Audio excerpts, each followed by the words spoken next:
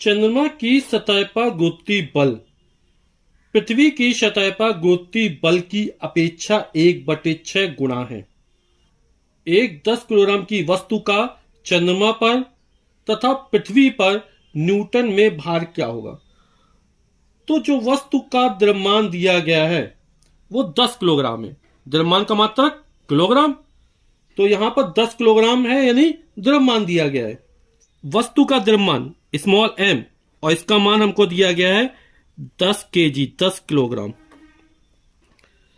अब हमें इस वस्तु का जो द्रव्यमान दिया गया इसके आधार पर हमें वस्तु का भार ज्ञात करना है। पृथ्वी पर ज्ञात करना है और चंद्रमा पर ज्ञात करना है। तो पृथ्वी की सतह पर वस्तु का भार यानी लगने वाला बल, तो पृथ्वी की सतह पर वस्तु का भार W बराबर हो जाएगा हमारा m × g,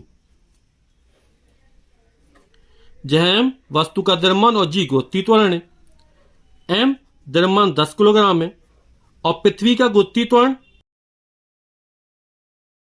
9.8 मीटर प्रति सेकंड स्क्वायर होता है और भार का मात्रक न्यूटन, तो ये निकल आएगा न्यूटन में हमारा। और 9.8 में 10 का गुणा करेंगे तो हो जाएगा 98 न्यूटन, यानी कि पृथ्वी की सतह पर वस्तु का भार 98 न्यूटन निकल आएगा। अब हमसे कह रहा है कि जो चंद्रमा की सतह पर गुरुत्वीय बल है वो पृथ्वी की सतह पर गुरुत्वीय बल का 1/6, तो 98 के 1/6 कर देंगे तो हमें चंद्रमा की सतह पर वस्तु का भार निकल आएगा। चूंकि चंद्रमा की सतह पर जो गुरुत्वीय त्वरण होता है वो पृथ्वी की सतह का 1/6 होता है, तो गुरुत्वीय बल भी क्या हो जाएगा 1/6 हो जाएगा। तो हमारा भार कितना निकला 98, तो 98 के 1/6 कर देंगे तो हमारा चंद्रमा की सतह पर वस्तु का भार निकल आएगा।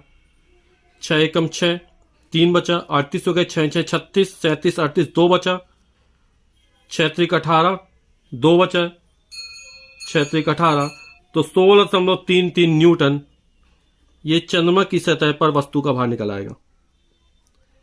और जो वस्तु का द्रव्यमान होता है वो फिक्स होता है, वो चाहे चंद्रमा की सतह पर जाए, चाहे पृथ्वी की सतह पर आए या किसी अन्य ग्रह की सतह पर जाए, द्रव्यमान में परिवर्तन नहीं होता है।